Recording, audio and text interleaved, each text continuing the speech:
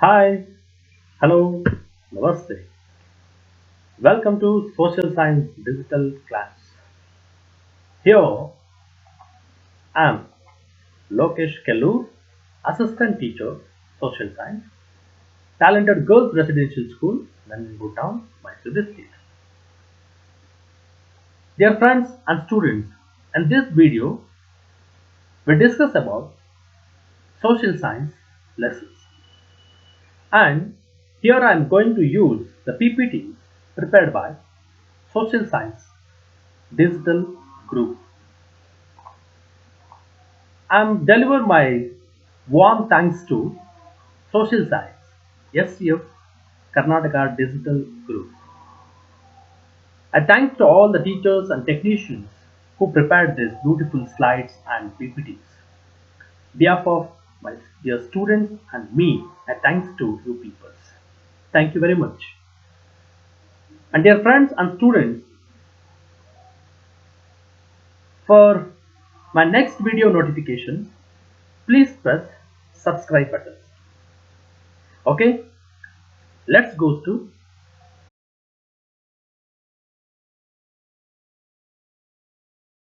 dear students. In this video, we discuss about Indian climate, Bharatada Vayuguna. So we know that India is have a different types of climates because of some other reasons. Every state and every places it's their own different types of climate. ಭಾರತದ ಒಂದೊಂದು ಭಾಗದಲ್ಲೂ ಕೂಡ ಒಂದೊಂದು ರೀತಿಯ ವಾಯುಗುಣವನ್ನು ನಾವು ನೋಡಬಹುದು. So ಅದಕ್ಕೆ ಬೇಕಾದಷ್ಟು ಕಾರಣಗಳನ್ನು ಕೂಡ ನಾವು ಇಲ್ಲಿ ಡಿಸ್ಕಸ್ ಮಾಡ್ತೀವಿ. So in this chapter we go to learn about the climatic type of India and the factors affecting it, and climatic seasons and their characteristics, and distribution of rainfall in India. So ಈ ಒಂದು ಅಂಶಗಳನ್ನ ಈ ಒಂದು chapter ಅಲ್ಲಿ ನಾವು ಅಧ್ಯಯನವನ್ನ ಮಾಡ್ತೀವಿ. Let us know about the different types of climate. We know that India has a tropical monsoon type of climate. India has tropical monsoon type of climate.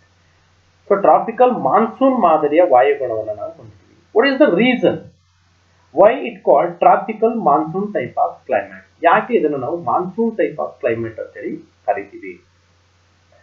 So because in this type of climate the winds blow in of opposite directions in different seasons. See the map. In different seasons the winds are blow in opposition direction. Opposite direction. For example, from April to September the winds blow from southwest to northeast, and again after September so the winds blow from northeast to southwest. ಈಶಾನ್ಯದಿಂದ ನೈಋತ್ಯದ ಕಡೆಗೆ ಬೀಸ್ತದೆ. ಇಲ್ಲಿ April ನಿಂದ September ವರೆಗೆ ನೈಋತ್ಯದಿಂದ ಈಶಾನ್ಯದ ಕಡೆಗೆ ಬೀಸ್ತದೆ. So the winds blow in of opposite direction in different season, ಬೇರೆ ಬೇರೆ ಕಾಲಮಾನದಲ್ಲಿ. So because it's known as tropical monsoon type of climate. So ಇದನ್ನು ನಾವು ಟ್ರಾಪಿಕಲ್ ಮಾನ್ಸೂನ್ ಮಾದರಿಯ ವಾಯುಗುಣ ಅಂತ ಕರಿತೀವಿ. India has tropical monsoon type of climate, right? So in the directions in different seasons. So in October and March, so in the winter season, and April to September in the southwest monsoon season ಅಂತ ಕೂಡ ಇದನ್ನ ಕರಿತೀವಿ. So the winds blow from southwest to northeast, and in October to March so the winds blow from northeast to southwest. So because it is known as tropical monsoon type of climate, right? Dear students, let's think and answer. African continent have tropical type of continent. Why? You know that African continent ಇಲ್ಲಿ ಉಷ್ಣವಲಯದ ವಾಯುಗುಣವನ್ನು ನೋಡ್ತೀವಿ. ಯಾಕೆ? The reason it is, so the equator passes through the middle of African continent. So here see the world map. The equator passes in middle of African continent. So the sun ray falls vertically over this region. Hence, African continent has tropical climate. So ಈ ಒಂದು ಖಂಡ ಉಷ್ಣ ವಾಯುಗುಣವನ್ನು ಹೊಂದಿರ್ತಕ್ಕಂಥದ್ದನ್ನು ನಾವು ನೋಡ್ತೀವಿ. And we know that name any two hill stations or high altitude places near to you and think, why do the people go to hill station during summer season? ಯಾಕೆ ಬೇಸಿಗೆ ಕಾಲದಲ್ಲಿ ಜನ ಈ ಹಿಲ್ ಸ್ಟೇಷನ್ಗಳಿಗೆ ಹೋಗ್ತಾರೆ? And why do people choose evening time for walking on seesaw? ಯಾಕೆ ಜನ ಸಂಜೆ ಹೊತ್ತಿನಲ್ಲಿ ಸಮುದ್ರ ತೀರದಲ್ಲಿ ವಾಕ್ ಮಾಡಲಿಕ್ಕೆ ಇಷ್ಟಪಡ್ತಾರೆ? So I think you people are know that. Yes, hill stations, it feels cool in temperature. So because of the reason, in summer season, the people choose to go hill station. And same in nature, in seesaw, the winds, moisturized winds are blow. ತೇವಾಂಶದಿಂದ ಕೂಡಿರತಕ್ಕಂತಹ ತಂಗಾಳಿ ಬೀಸೋದ್ರಿಂದ ಅಲ್ಲಿ temperature ಕಮ್ಮಿ ಇರ್ತದೆ, ಹಿತವಾದ ವಾತಾವರಣ ಇರುತ್ತೆ. So ಹಾಗಾಗಿ ಜನ ಸಮುದ್ರ ತೀರದಲ್ಲಿ ವಾಕ್ ಮಾಡಲಿಕ್ಕೆ ಇಷ್ಟಪಡ್ತಾರೆ. So the season and climate, they are different in time to time. So ನಾವು ಕಾಲದಿಂದ ಕಾಲಕ್ಕೆ ಸೊ ಈ ಒಂದು ವಾಯುಗುಣದಲ್ಲಿ ಬದಲಾವಣೆಗಳಾಗ್ತಕ್ಕಂಥದ್ದನ್ನು ನಾವು ನೋಡ್ತಾ ಹೋಗ್ತೀವಿ. Right, let's know about the main factor which influence on the climate of India. ಹಾಗಾದ್ರೆ ಈ ಡಿಫರೆಂಟ್ ಕ್ಲೈಮೇಟ್ಗೆ ಕಾರಣಗಳೇನು? What are the factors influence on climate? ಯಾವ ಅಂಶಗಳು ಈ ವಾಯುಗುಣದ ಮೇಲೆ, ಈ ವಿಭಿನ್ನವಾದ ವಾಯುಗುಣದ ಮೇಲೆ ಪ್ರಭಾವವನ್ನ ಬೀರುತ್ತೆ? The first one it is latitude. Yes, the ಅಕ್ಷಾಂಶ. Where is the place or which latitude the place is located? ಆ ಒಂದು ಪ್ರದೇಶ ಯಾವ ಲ್ಯಾಟಿಟ್ಯೂಡಿನ ಹತ್ತಿರದಲ್ಲಿ ಅಥವಾ ಲ್ಯಾಟಿಟ್ಯೂಡಿನಲ್ಲಿ ಇದೆ, ಸೊ ಅದು ಇಲ್ಲಿಯ ವಾಯುಗುಣವನ್ನು ನಿರ್ಧಾರ ಮಾಡುತ್ತದೆ. For example, what we already no about the African continent have temperate climate, so tropical climate ಅಂತ ಹೇಳ್ತೀವಿ. ಕಾರಣ, so the African continent, most part of African continent located in equatorial regions. Okay, so in India it is we know it's from 6.7 degree or 7 degree north latitude anda ನಾವು ಮುಂದುವರಿತಾ ಹೋಗ್ತೀವಿ. So that places it regulates the climate. So ಆ ಒಂದು ಲ್ಯಾಟಿಟ್ಯೂಡ್ಗಳು ಈ ಒಂದು ವಾಯುಗುಣವನ್ನು ನಿರ್ಧಾರ ಮಾಡುವಂತಹ ಅಂಶಗಳಾಗಿ ಇಲ್ಲಿ ಕೆಲಸವನ್ನ ಮಾಡ್ತವೆ. If it is North Pole, or if it is South Pole, or equatorial region, or subpolar region, or whatever that is. So ಎಲ್ಲೆಲ್ಲಿ ಆ ಪ್ರದೇಶ ಇದೆ ಅನ್ನುವ ಆಧಾರದ ಮೇಲೆ ಸೊ ವಾಯುಗುಣ ವ್ಯತ್ಯಾಸವನ್ನು ನೋಡಬಹುದು. ಒಂದು latitude. Next one, height from the sea level. Height from the sea level, ಸಮುದ್ರ ಮಟ್ಟದಿಂದ ಇರತಕ್ಕಂತಹ ಎತ್ತರ. ಸೊ ಭೂಮಿಯ ಆಲ್ಟಿಟ್ಯೂಡ್ ಎಷ್ಟಿದೆ ಅನ್ನೋದು ಕೂಡ ಬಹಳ ಇಂಪಾರ್ಟೆಂಟ್ ಆಗ್ತದೆ. ಸೊ ವಿ ನೋ ದ ಇಲ್ಲಿ ಒಂದು ನಿಗದಿತ ಎತ್ತರದವರೆಗೆ ಹೋದಾಗ so the temperature drastically decrease. ಎತ್ತರಕ್ಕೆ ಹೋದ ಹಾಗೆ ನಾವು ಟೆಂಪರೇಚರ್ ಡಿಕ್ರೀಸ್ ಆಗೋದ್ರಿಂದ ಸೊ ಅಲ್ಲಿ ಕೂಲ್ ವೆದರ್ ಅನ್ನ ನಾವು ನೋಡ್ಲಿಕ್ಕೆ ಸಾಧ್ಯ ಆಗ್ತದೆ. ಸೊ ಹಾಗಾಗಿ altitude or height from the sea level, ಸಮುದ್ರ ಮಟ್ಟದಿಂದ ಇರುವಂತಹ ಎತ್ತರ ಕೂಡ ಸೊ ಒಂದು ಕ್ಲೈಮೇಟ್ ಅನ್ನು ನಿರ್ಧಾರ ಮಾಡ್ತದೆ. And another, distance from the sea, ಸಮುದ್ರದಿಂದ ಇರುವಂತಹ ದೂರ. Okay, for example in New Delhi or Delhi or in Uttar Pradesh, so in the winter season it feels too cold and in summer season it's too hot. ಚಳಿಗಾಲದಲ್ಲಿ ತುಂಬಾ ವಿಪರೀತ ಚಳಿಯನ್ನು ನೋಡಬಹುದು, ಹಾಗೆ ಬೇಸಿಗೆ ಕಾಲದಲ್ಲಿ ವಿಪರೀತ ಟೆಂಪರೇಚರ್ ಅನ್ನು ನಾವು ನೋಡಬಹುದು. ಕಾರಣ ಏನಪ್ಪಾ ಅಂತ ಹೇಳಿದ್ರೆ it is distance from the C, ಸಮುದ್ರದಿಂದ ದೂರ ಇರತಕ್ಕಂತಹ ಒಂದು ಪ್ರಮುಖ ಕಾರಣ. So if it is near, ಅಕಸ್ಮಾತ್ ಸಮುದ್ರಕ್ಕೆ ಹತ್ತಿರ ಇದ್ದಾಗ ಮಾಯಿಶ್ಚರೈಸ್ಡ್ ವಿಂಡ್ಸ್ ಆರ್ ಬ್ಲೋ, ಇಲ್ಲಿ ತೇವಾಂಶದಿಂದ ಕೂಡಿರತಕ್ಕಂತಹ ಮಾರುತಗಳು ಬೀಸೋದ್ರಿಂದ ವಾತಾವರಣದಲ್ಲಿ ಮಾಯಿಶ್ಚರೈಸೇಷನ್ ಇರುತ್ತೆ. ಸೊ ಹಾಗಾಗಿ so in the summer season cool ಆಗಿದ್ರೆ, ವಿಂಟರ್ ಸೀಸನ್ ಅಲ್ಲಿ ವಾರ್ಮ್ ಆಗಿರ್ತಕ್ಕಂಥ ನಾವು ನೋಡ್ತೀವಿ. So distance from the C it is also the another factor influence on climate. ಸಮುದ್ರದಿಂದ ಇರತಕ್ಕಂತಹ ದೂರ ಕೂಡ ವಾಯುಗುಣದ ಮೇಲೆ ಪ್ರಭಾವವನ್ನು ಬೀರ್ತಕ್ಕಂತಹ ಪ್ರಮುಖವಾದ ಅಂಶ. So the another from direction of the wind, ಮಾರುತಗಳ ದಿಕ್ಕು. ಎಸ್, ಸೊ ಫ್ರಮ್ ವೇರ್, ಎಲ್ಲಿಂದ ಬೀಸ್ ಬರ್ತಾ ಇದೆ, ಯಾವ ದಿಕ್ಕಿಗೆ ಇದು ಬೀಸ್ತಾ ಇದೆ, it's is very important. So the winds from C, ಸಮುದ್ರದ ದಿಕ್ಕಿನಿಂದ ಬೀಸಿ ಬರ್ತಾ ಇದೆ ಅಂತ ಹೇಳಿದಾಗ ಸೊ ಅಲ್ಲಿ ಟೆಂಪರೇಚರ್ ವಿಭಿನ್ನವಾಗಿರ್ತಕ್ಕಂಥದ್ದನ್ನ ನೋಡಬಹುದು. ಸೊ ಕ್ಲೈಮೇಟ್ ಚೇಂಜಸ್ ಆಗ್ತದೆ. Or winds from land mass, ಭೂಭಾಗದಿಂದ ಬೀಸಿ ಬರ್ತಕ್ಕಂತಹ ಮಾರುತಗಳಿದ್ದಾಗ ಸೊ ಅಲ್ಲಿ ಸೊ ಉಂಟಾಗ್ತಕ್ಕಂತಹ ಒಂದು ಕ್ಲೈಮೇಟ್ ಅನ್ನು ನಾವು ಚೇಂಜಸ್ ಅನ್ನ ನೋಡಬಹುದು. And it is from cold, for example in Siberia, the wind flow from Siberia. So in the winter season, ಸೈಬೀರಿಯಾದಿಂದ ಚಳಿಗಾಲದಲ್ಲಿ ಬೀಸಿ ಬರ್ತಕ್ಕಂತಹ ಚಳಿ ಒಂದು ಗಾಳಿಯನ್ನು ನಾವು ನೋಡಿದಾಗ, so it create the highest cold, ಅತಿ ಹೆಚ್ಚಿನ ಕೋಲ್ಡ್ ಅನ್ನ ಉಂಟು ಮಾಡತಕ್ಕಂಥ ಸಾಧ್ಯತೆಗಳಿರ್ತದೆ. So that is the reason direction of wind, it is also the main factor influence on our climate. And another mountain ranges, ಪರ್ವತಗಳ ಸಾಲು. ಸೊ ಇದು ಕೂಡ ಈ ಒಂದು ಟೆಂಪರೇಚರ್ ಅನ್ನ ಅಥವಾ ಕ್ಲೈಮೇಟ್ ಅನ್ನ ನಿರ್ಧಾರ ಮಾಡತಕ್ಕಂಥ ಪ್ರಮುಖವಾದ ಅಂಶಗಳು. So because it's avoid the winds, warm winds or cold winds or any other. So ಈ ಮಾರುತಗಳನ್ನು ತಡೆಯೋದ್ರಿಂದ ಸೊ ಈ ಪರ್ವತಗಳ ಸಾಲು ಕೂಡ ಕ್ಲೈಮೇಟ್ ಅಲ್ಲಿ ಚೇಂಜಸ್ ಅನ್ನ ಉಂಟು ಮಾಡ್ತವೆ. And another ocean currents. There are two types of currents, cold currents and warm currents. So cold currents ಇದ್ದಾಗ ಸೊ ಟೆಂಪರೇಚರ್ ಅಥವಾ ಕ್ಲೈಮೇಟ್ ಒಂದು ರೀತಿ ಇದ್ರೆ, ವಾರ್ಮ್ ಕರೆಂಟ್ ಬಂದಾಗ ಒಂದು ರೀತಿಯ ಕ್ಲೈಮೇಟ್ ಅನ್ನು ನಾವಿಲ್ಲಿ ನೋಡಬಹುದು. So these are the main factors influence on climate. ಈ ಎಲ್ಲ ಅಂಶಗಳು ವಾಯುಗುಣದ ಮೇಲೆ ಪ್ರಭಾವವನ್ನು ಬೀರ್ತಕ್ಕಂತಹ ಅಂಶಗಳು. Latitudes, height from the sea level, distance from the sea, direction of the wind, mountain ranges and ocean.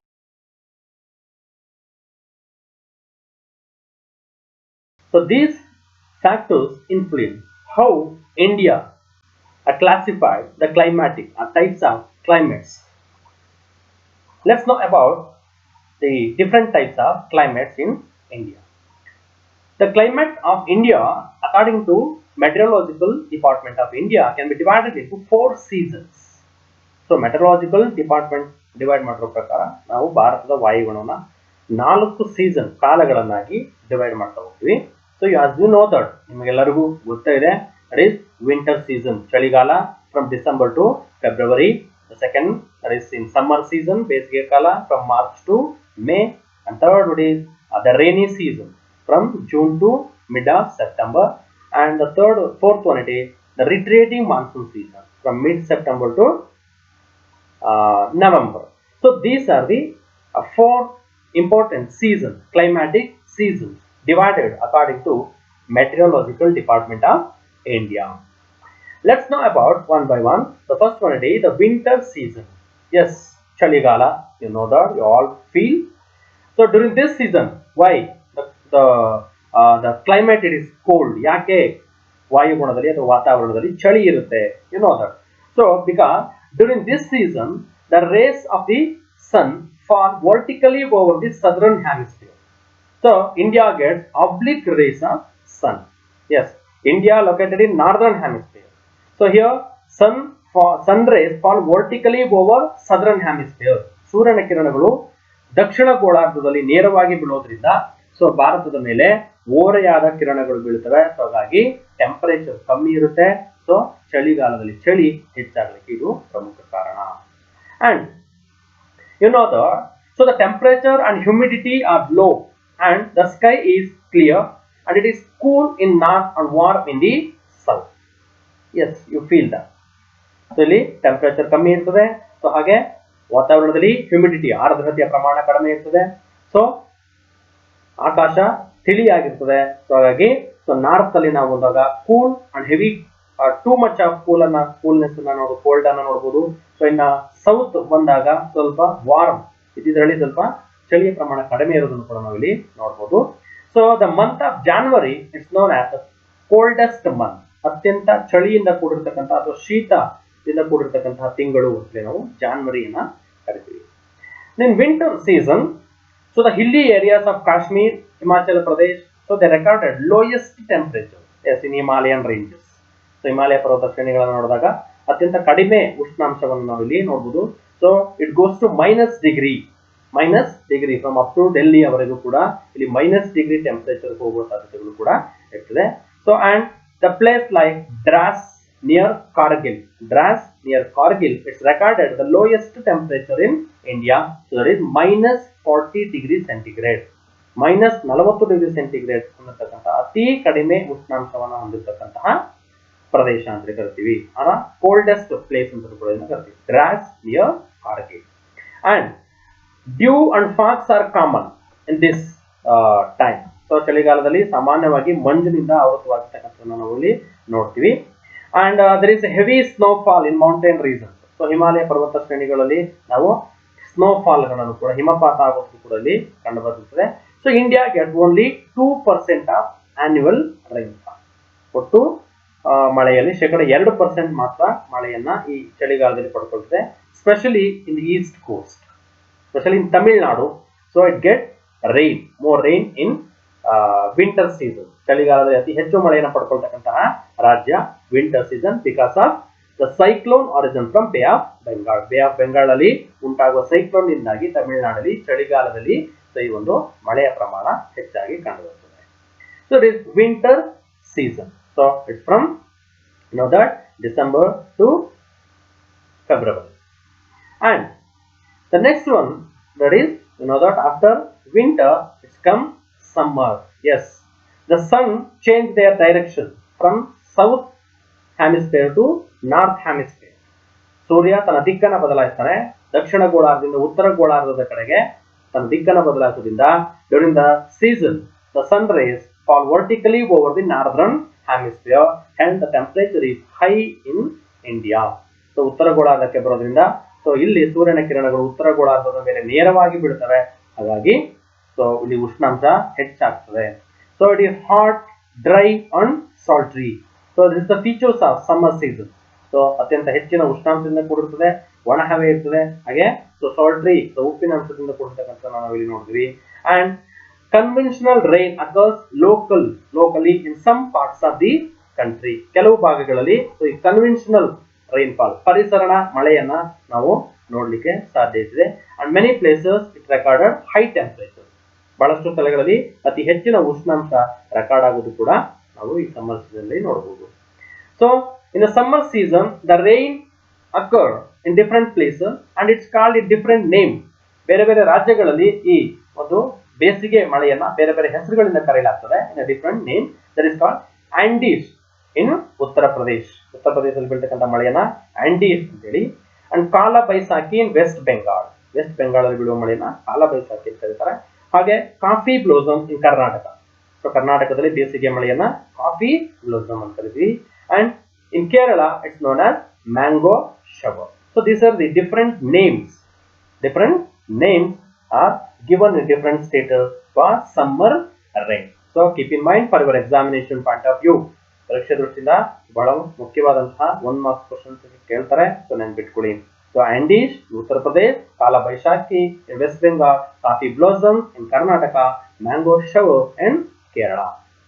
And in summer season the highest temperature recorded, so that is 49.4 degrees centigrade at Ganga Nagar in Rajasthan. Rajasthan ತಾರಬೋನ ಭೂಮಿಯಲ್ಲಿ ಇರತಕ್ಕಂತಹ ಗಂಗಾನಗರ ಅನ್ನುವ ಸ್ಥಳದಲ್ಲಿ ಅತಿ ಹೆಚ್ಚಿನ ಉಷ್ಣಾಂಶ record ಆಗುತ್ತೆ. So that is 49.4 degrees centigrade. And India receive only 10% of annual rainfall during summer seasons. So ಬೇಸಿಗೆ ಕಾಲದಲ್ಲಿ 10% ಭಾರತ ಮಳೆಯನ್ನ ಪಡ್ಕೊಳ್ತದೆ. So that is summer seasons. And the next one it is the rainy season. As you know that ಮಳೆಗಾಲ ಅಥವಾ monsoon season ಅಂತ ಕೂಡ ಕರಿತೀವಿ. It's also known as south west monsoon season. ಯಾಕೆ why it's called south west monsoon season ಯಾಕೆ ಅಂತಂದ್ರೆ, so because the India get rain from southwest monsoon winds.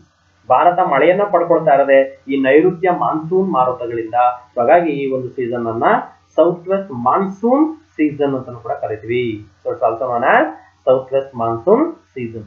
Since the temperature rises by the end of summer seasons, why India get rain during this season? ಯಾಕೆ ಭಾರತದ ಈ ಸಮಯದಲ್ಲಿ ಮಳೆಯನ್ನ ಪಡ್ಕೊಳ್ತದೆ ಅನ್ನೋದಕ್ಕೆ ಕಾರಣ, since the temperature rises by the end of summer, ಬೇಸಿಗೆ ಕಾಲದ ಕೊನೆಯ ಹೊತ್ತಿಗೆ ಇಲ್ಲಿ ಟೆಂಪರೇಚರ್ ಹೆಚ್ಚಾಗಿರ್ತದೆ. So a low pressure area is developed over central India. ಯಾವಾಗ ಟೆಂಪರೇಚರ್ ಜಾಸ್ತಿ ಆಗುತ್ತೋ ಭಾರತದ ಕೇಂದ್ರ ಭಾಗದಲ್ಲಿ ಅಥವಾ ಮಧ್ಯ ಭಾಗದಲ್ಲಿ ಸೊ ಪ್ರೆಷರ್ ಕೂಡ ಕಮ್ಮಿ ಆಗ್ತಾ ಹೋಗ್ತದೆ, ಒತ್ತಡ ಕಮ್ಮಿ ಆಗುತ್ತೆ. So on the other hand there is high pressure over the Indian Ocean. ಇದೇ ಸಂದರ್ಭದಲ್ಲಿ ಹಿಂದೂ ಮಹಾಸಾಗರದಲ್ಲಿ ಸೊ ಟೆಂಪರೇಚರ್ ಕಡಿಮೆ ಇರೋದ್ರಿಂದ ಅಲ್ಲಿ ಒತ್ತಡ ಜಾಸ್ತಿ, ಪ್ರೆಷರ್ ಜಾಸ್ತಿ ಆಗುತ್ತೆ. ಸೊ ದ ಫೀಚರ್ಸ್ ಆಫ್ ವಿಂಡ್ಸಿನ ಗುಣ ಏನಪ್ಪಾ ಅಂತ ಹೇಳಿದ್ರೆ, they blow from high pressure belt to low pressure belt. So ಹೆಚ್ಚು ಒತ್ತಡ ಪ್ರದೇಶದಿಂದ ಕಡಿಮೆ ಒತ್ತಡದ ಪ್ರದೇಶಕ್ಕೆ ಬೀಸಿ ಬರೋದ್ರಿಂದ so the monsoon wind blow from Indian Ocean, ಈ ಹಿಂದೂ ಮಹಾಸಾಗರದಿಂದ ಈ ಒಂದು ಮಾನ್ಸೂನ್ ವಿಂಡ್ಗಳು ಬೀಸಿ ಬರ್ತವೆ. The moisture laden wind blow from the south west towards India. ಹಾಗಾಗಿ ನೈಋತ್ಯದಿಂದ ಬೀಸಿ ಬರ್ತಕ್ಕಂಥ ಈ ಮಾರುತಗಳು ಲೋ ಪ್ರೆಷರ್ ಏರಿಯಾ ಇರುವ ಭಾರತದ ಕಡೆಗೆ ಬೀಸ್ತವೆ. So it shower the rain. So ಈ ಮಾರುತಗಳು ಭಾರತಕ್ಕೆ ಹೆಚ್ಚಿನ ಮಳೆಯನ್ನ ತರ್ತವೆ. So that is the reason from June to September, so there is a rain. So there is two branches of southwest monsoon winds. So those are Arabian Sea branches and Bay of Bengal branches. So ಈ ಒಂದು monsoon wind ಗಳನ್ನ ನಾವು ಎರಡು ಭಾಗಗಳನ್ನಾಗಿ branch ಗಳನ್ನಾಗಿ divide ಮಾಡ್ತೀವಿ. So ಯಾವ್ದಪ್ಪ ಅಂದ್ರೆ ಒಂದು Arabian C branch strike the western Ghats and causes heavy rainfall towards western side of the Western Ghats.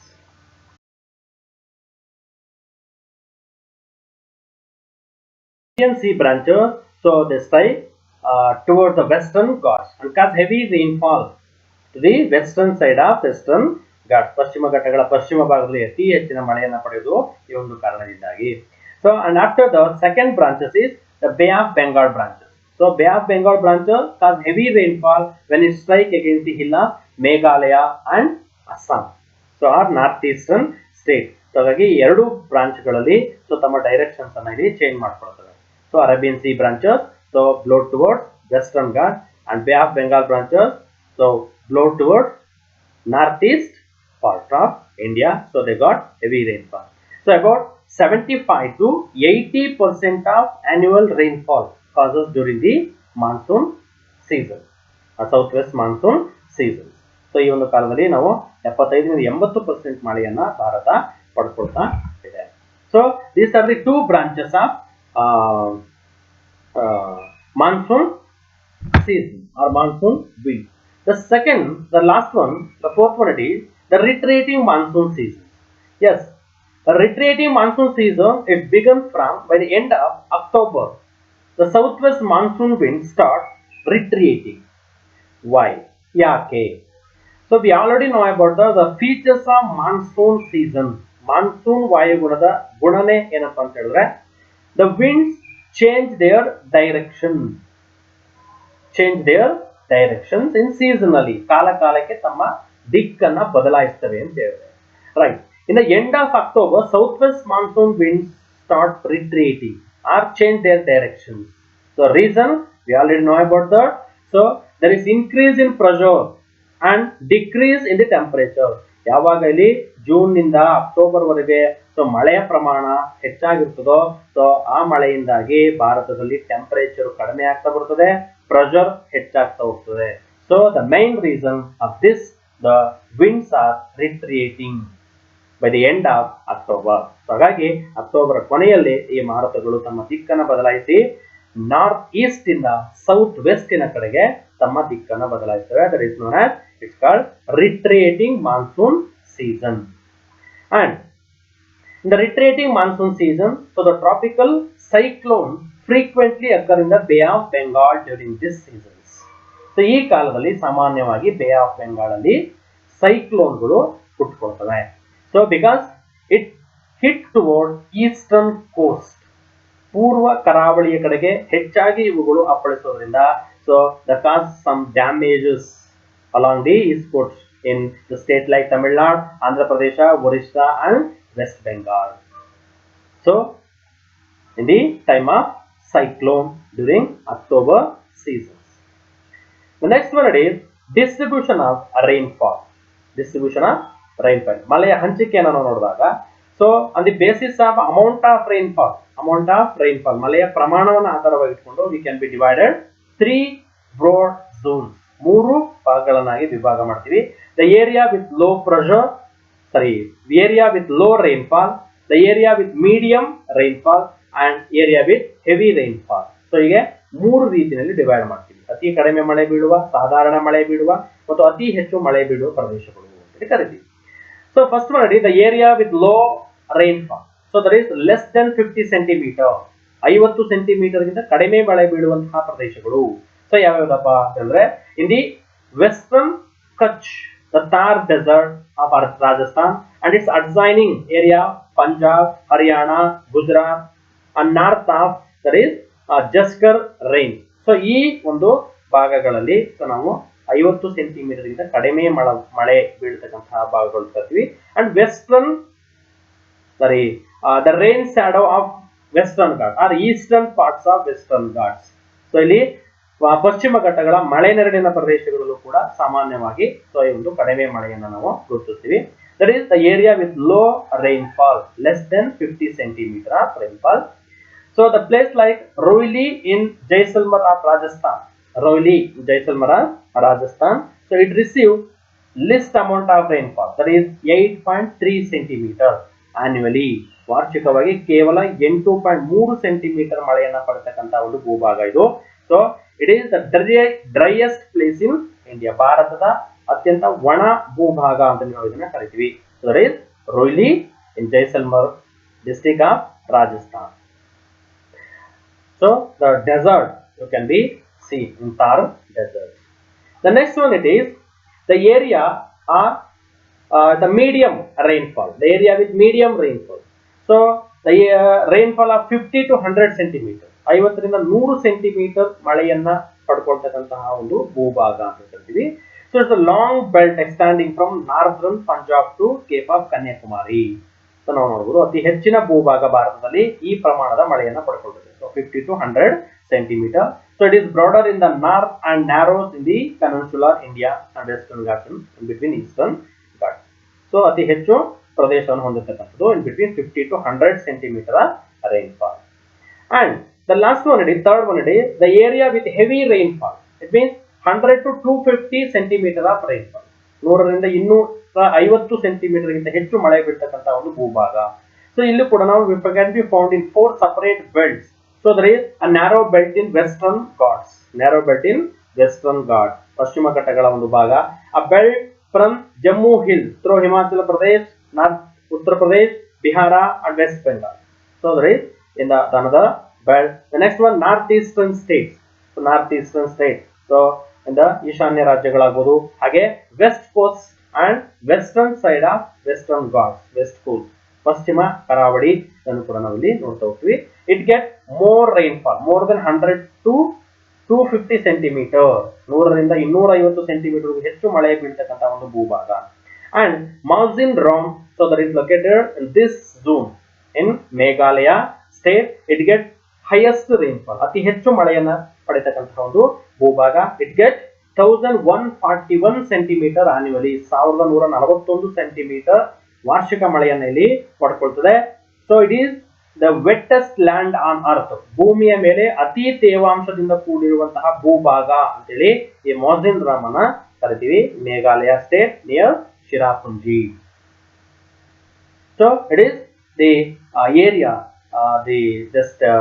that the area get more rainfall. So like in Karnataka, we know that the Chirapunji of Karnataka ante ನಾವು ಕರಿತೀವಿ, that is Agumbe and Hulikal Ghat. It's also get heavy rainfall in our western Ghat. So it's receive 1110 centimeter annually, 1110 centimeter ಮಳೆಯನ್ನ ನಮ್ಮ ಆಗುಂಬೆ ಕೂಡ ಇವತ್ತು ಪಡ್ಕೊಳ್ತಾ ಇದೆ. So there is the another important of Karnataka and greatness of Karnataka. So there is the distributions of rainfall. Thank you very much to watch this video, and once again I thanks to Social Science Digital Group. Thank you very much.